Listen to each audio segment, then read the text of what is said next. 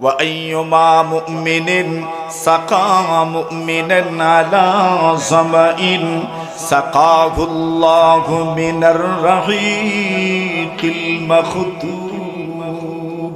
নবীজি বলেন, এরে সাহাবীরা আমার, এই পৃথিবীর কোন মানুষ যদি অন্য কোন মানুষ, যে মানুষটা আল্লাহর বান্দা তৃষ্ণার্ত পিপাসিত মানুষ, এমন তৃষ্ণার্ত পিপাসিত মানুষকে যদি কেউ পানি পান করায়, এক কুল্লি পানি, তৃষ্ণার্ত পিপাসিত মানুষ সামান্য একটু পানি আপনি পান করালেন, নবীজি বলেন সাকাহুল্লাহু মিনার রাহিকিল মাখতুম।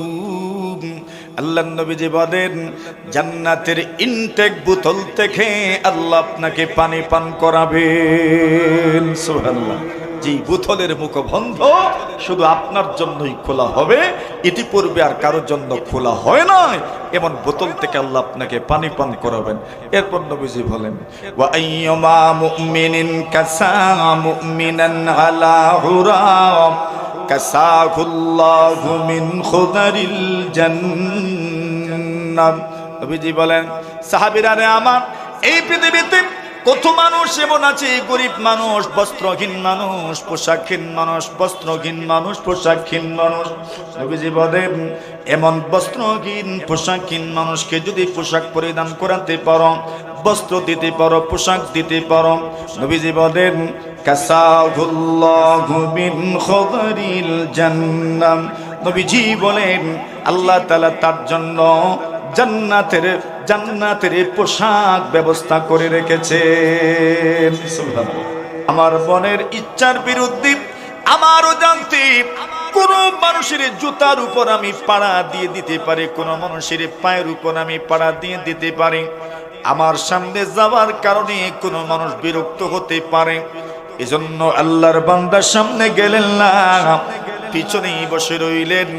এতগুলো মানুষকে কষ্টও দিবেন, এই ব্যাপারটা ওনার কাছে লজ্জাজনক মনে হলো। এই বিষয়টা চিন্তা করে সামনে আসলেন না, পিছনেই বসে রইলেন। আল্লাহর হাবিব বলেন ফাস্তাহিয়াল্লাহু মিন, নবীজি বলেন, সাহাবীরা আমার, আল্লাহ তাআলা তার ওই বান্দাকে কিয়ামতের কঠিন ময়দানে কোনো ধরনের শাস্তি দিবেন না। এটা এক ব্যাখ্যা। আরেক ব্যাখ্যা হইল, এক লোক মাহফিলে এসেছে, মজলিসে এসেছে, আসার পরে বসার কোনো নিয়ত নাই, এমনি আসছিল আর কি, দেখতো। ইজ্জত মানুষ নাই আছে, দেখার নিয়ত আইছিল। আসার পরে চিন্তা করলো, পিছনে সামনে অনেক লোকজন বসা, যারা আমার পরিচিত, যাদের চেহারাও আমার কাছে পরিচিত, এদের সাথে রাস্তাঘাটে চলাফেরার সময় হাই হেলো হন। এখন উনিও চেয়ে ফেলছেন আমার দিকে, তাকাইছেন আমার দিকে। এখন ওনার সামন থেকে কেমনে যাই, আল্লাহর বান্দা নিয়ত পরিবর্তন করে ফেললো, আর গেল না, বসে পড়লো। আচ্ছা বলেন না, এই লোকটা যে বসলো নিয়ত ছিল তো, হ্যাঁ? এখন আপনাদের ফতোয়া মতো সব পাইবনি, কেমনে পাইব? ইন্নামাল আমালু বিন্নিয়াত। নবীজি বলেন, মানুষের আমলের প্রতিদান তার নিয়তের উপর নির্ভরশীল। নিয়ত কি বসার ছিল না চলে যাওয়ার? এখন ফতোয়া দেন। আল্লাহর হাবিব ইন্নামাল আমালু বিন্নিয়াত। এই লোকটা যে মাহফিলে বসে রইল, আল্লাহর হাবিব বলেন ফাস্তাহিয়াল্লাহু মিন, আল্লাহ তার ব্যাপারে লজ্জা বোধ করবেন। নিয়ম মতো তো সওয়াব পাওয়ার কথা নয়, কিন্তু আল্লাহর বান্দা বসে পড়েছেন, এজন্য রাসূল বলেন ফাস্তাহিয়াল্লাহু মিন, আল্লাহ তাকে সওয়াব থেকে বঞ্চিত করবেন না। সুবহানাল্লাহ। আল্লাহ থেকে সওয়াব থেকে বঞ্চিত করবেন না। সালহাতু সঙ্গে বুদি দিল খারাশ,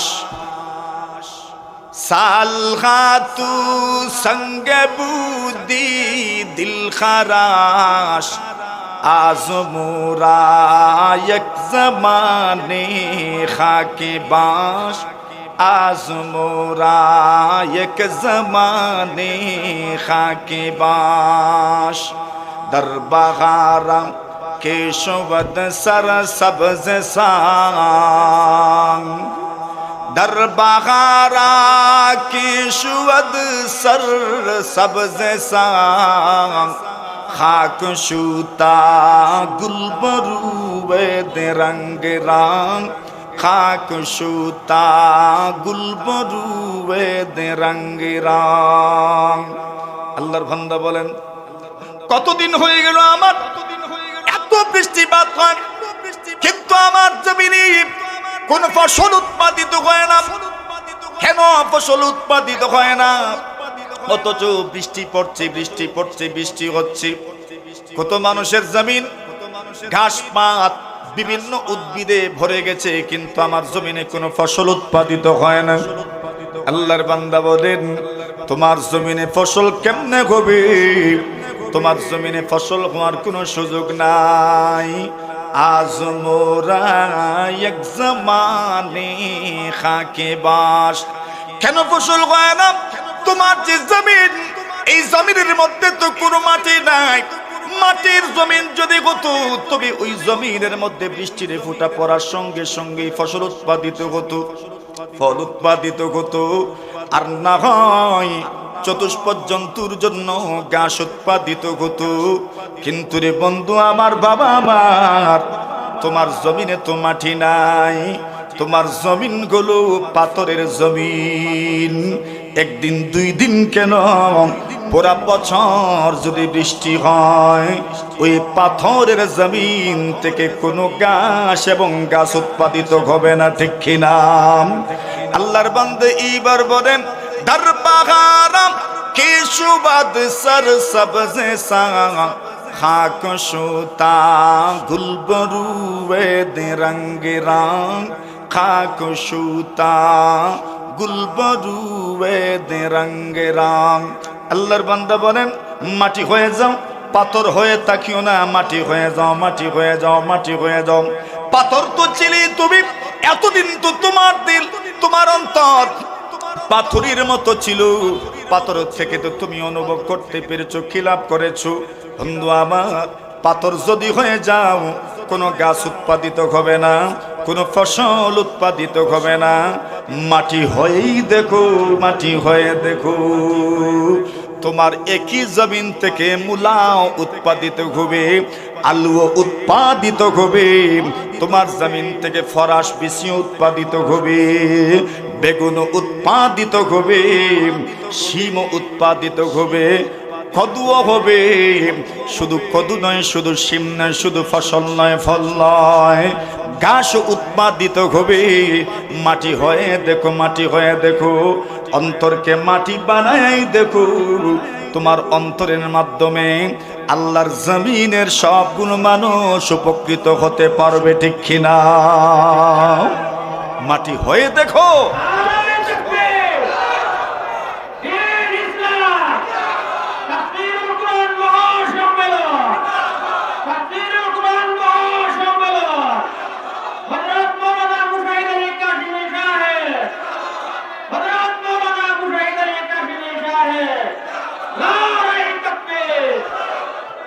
আসেন মূল কোথায়, সময় আমার হাতেও খুব কম।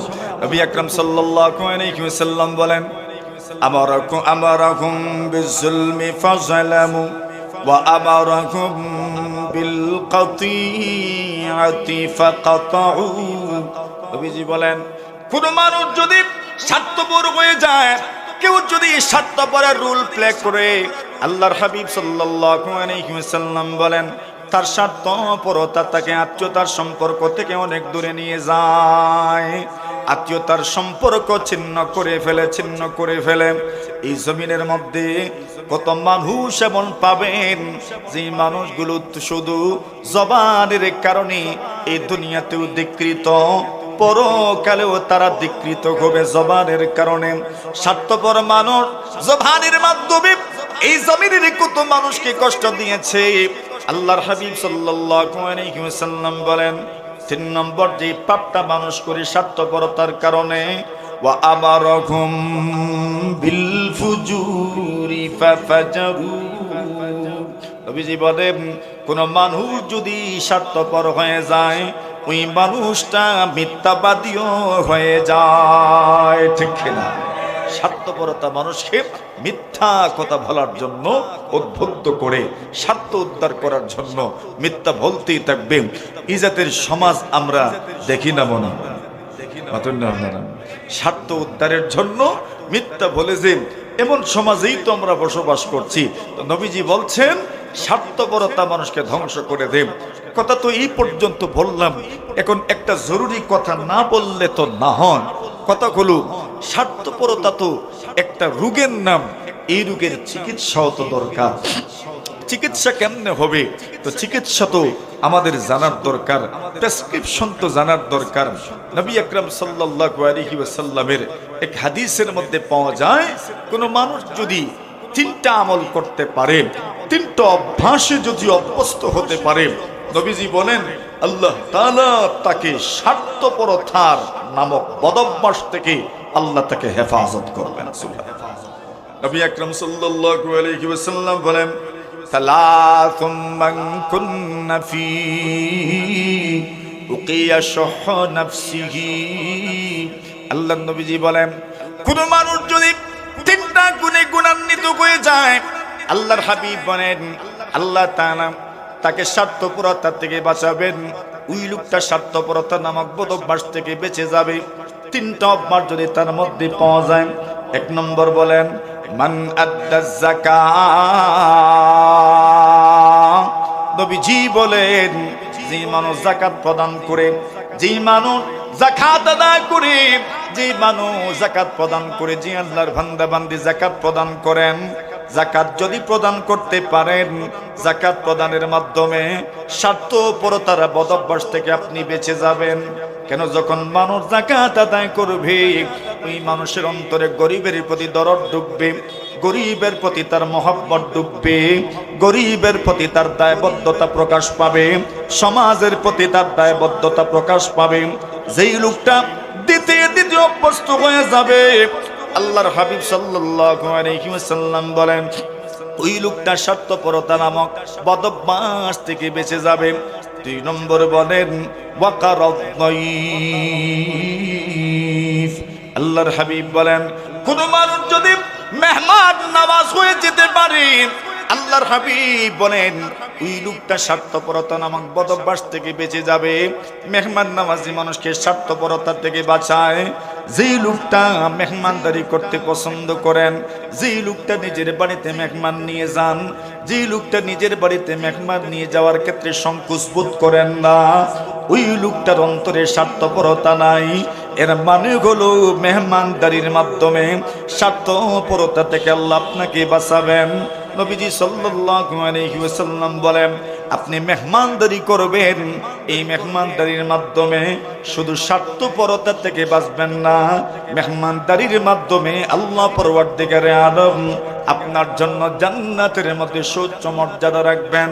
শুধু সুউচ্চ মর্যাদা নয়, আবু সাঈদ খুদরি রাদিয়াল্লাহু তাআলা হাদিস থেকে পাওয়া যায় নবী আকরাম সাল্লাল্লাহু আলাইহি ওয়াসাল্লাম বলেন আইয়ুমা মুমিনিন আতামা মুমিনান আলা জুইন আতামাহুল্লাহু মিন সিমারিল জান্নাহ।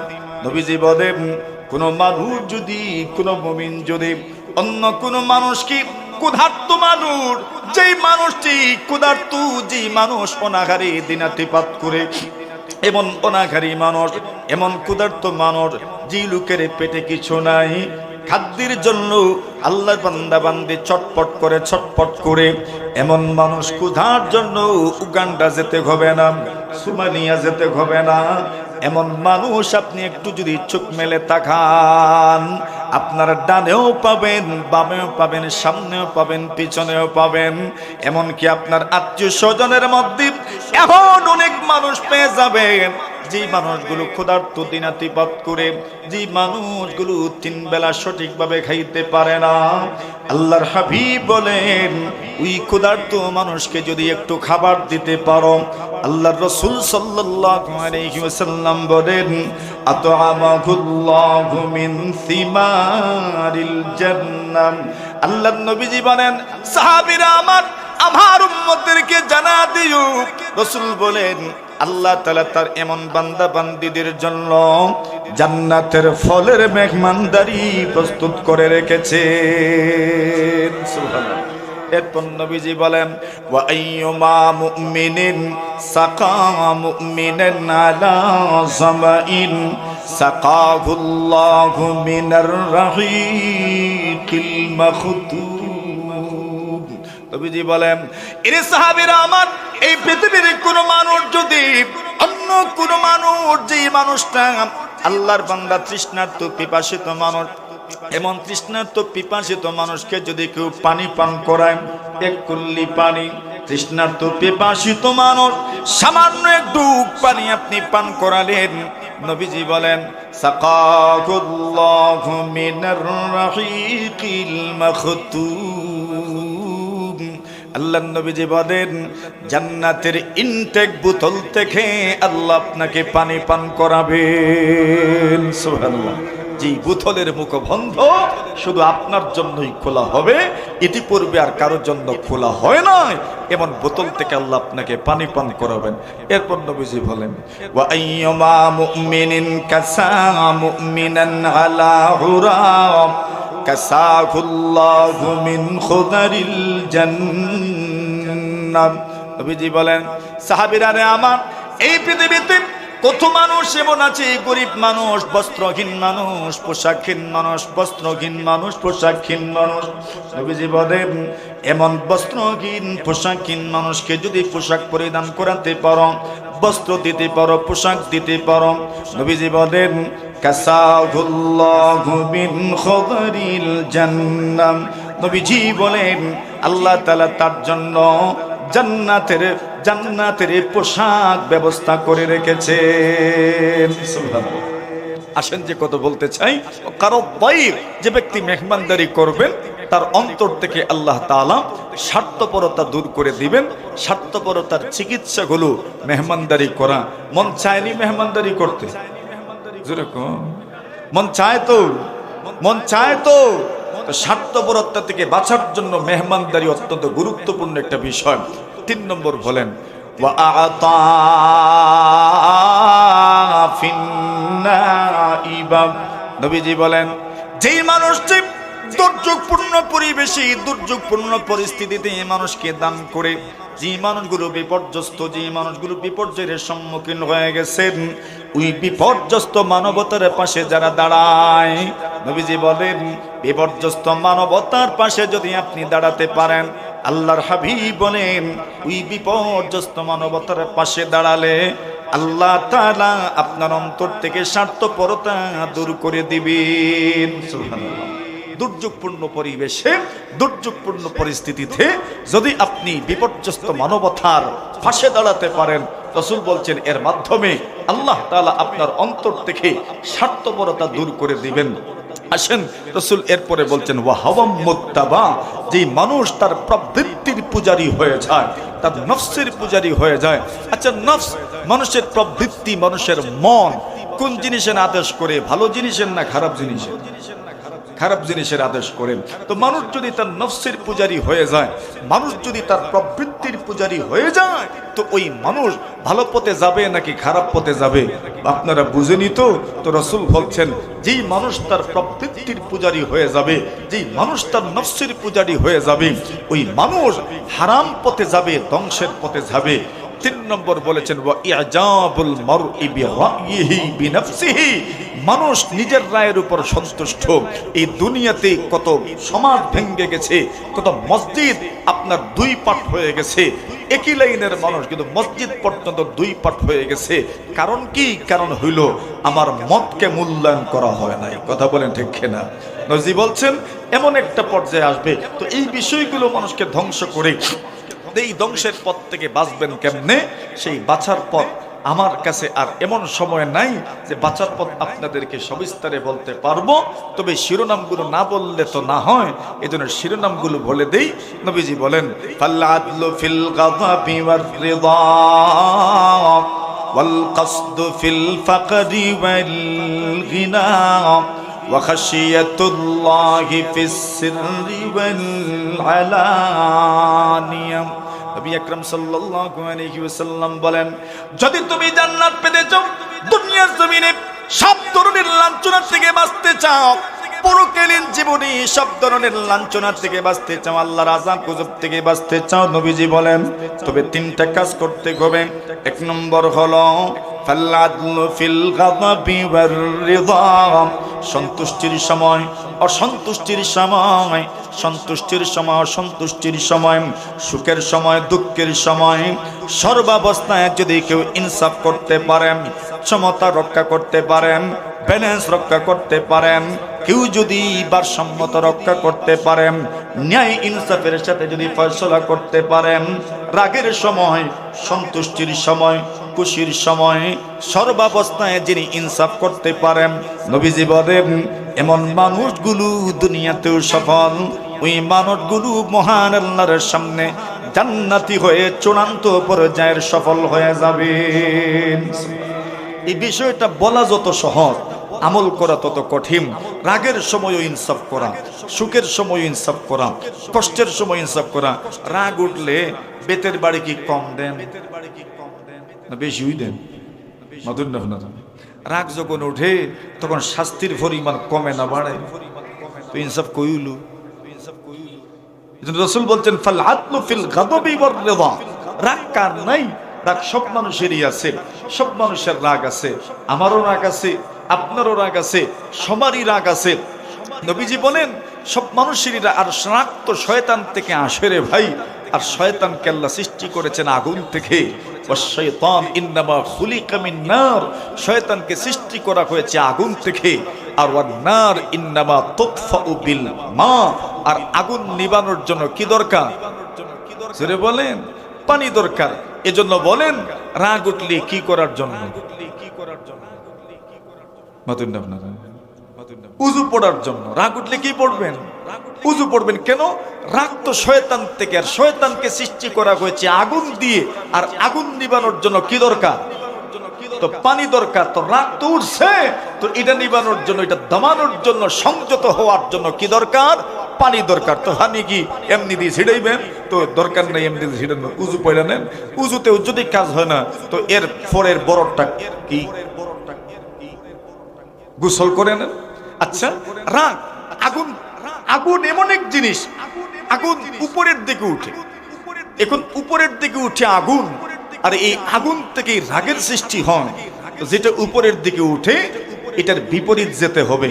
তো উপরের দিকে উঠে আগুন, তো আপনি রাগ কন্ট্রোল করবেন কেমনে?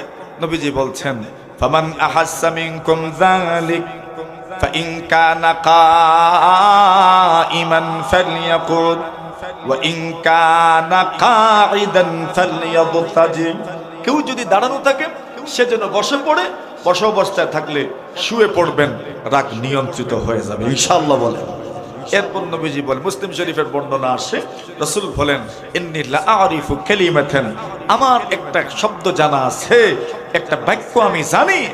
রাগ উঠলে পরে মানুষ যদি এই বাক্য পড়তে পারে, রাসূল বলছেন আল্লাহ তাআলা তার গুসা দূর করে দিবেন, রাগ দূর করে দিবেন। সেটা কি?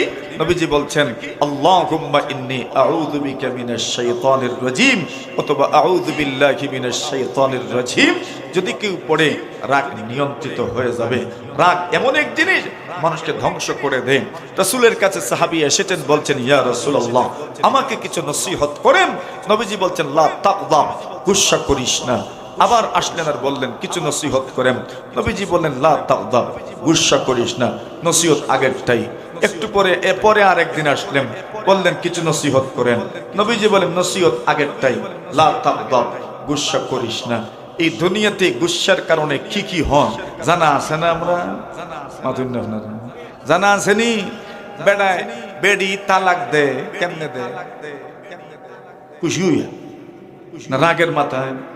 রাগের মাঝে রাগ কোন ফাল আদলু ফিল গাযবি ওয়ার রিদা, সুখে দুঃখে ইনসাফ করা, ওয়াল কসদু ফিল ফাকরি ওয়াল গিনা, সচ্ছলতায় অসচ্ছলতায় সর্বাবস্থায় মধ্যপন্থা অবলম্বন করা।